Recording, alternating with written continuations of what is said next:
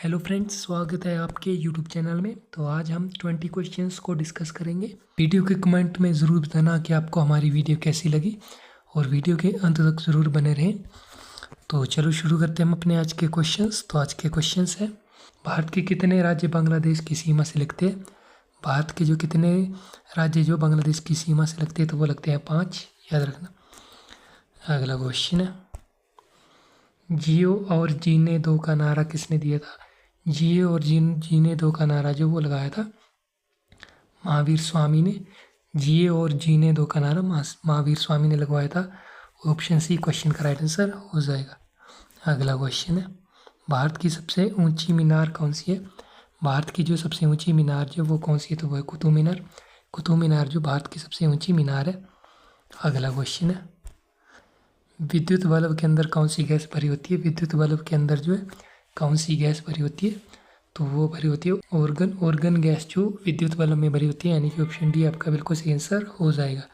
अगला क्वेश्चन है, महात्मा गांधी जी की पत्नी का क्या नाम था? महात्मा गांधी की जो है पत्नी का क्या नाम था? तो वो था कस्तूरबा गांधी। कस्तूरबा गांधी जो महात्मा गांधी की पत्नी का नाम था, यानी कि ऑप्शन सी आपका बिल्कुल सही आंसर हो जाएगा। अगला क्वेश्चन है, साइकिल का आविष्कार किस देश ने किया था? साइकिल का आविष्कार जो किस देश ने किया था? तो वो किया था जर्मनी ने। जर्मनी के द्वारा जो साइकिल का आविष्कार किया गया था, यानी कि ऑप्शन ए आपका बिल्कुल सही आंसर हो जाएगा। अगला क्वेश्चन है, लाल नदी किस देश में बहती है? लाल नदी जो है कौन से देश में बहती है?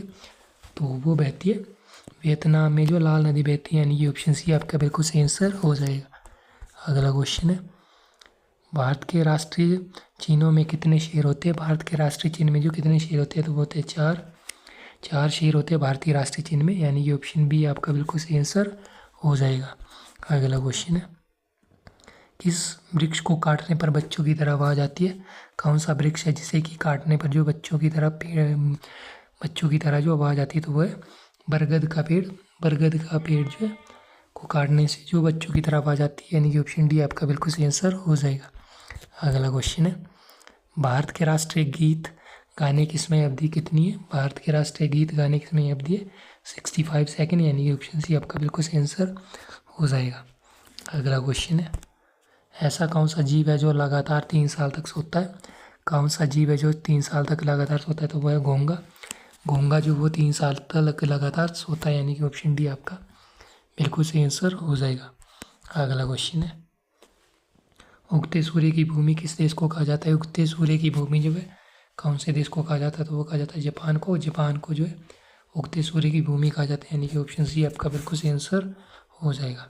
अगला क्वेश्चन है, पाकिस्तान देश में कौन सी भाषा बोली जाती है? पाकिस्तान देश में जो कौन सी भाषा बोली जाती है?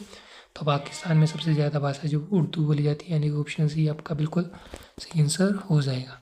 अगला क्वेश्चन है, झीलों की नगरी किस शहर को कहा जाता है? झीलों की नगरी जो है कौन से शहर को कहा जाता है? तो वो कहा जाता है उदयपुर। उदयपुर जो है राजस्थान में स्थित है, यानी कि ऑप्शन बी आपका बिल्कुल सही आंसर हो जाएगा। झीलों की नगरी जो उदयपुर को कहा जाता है।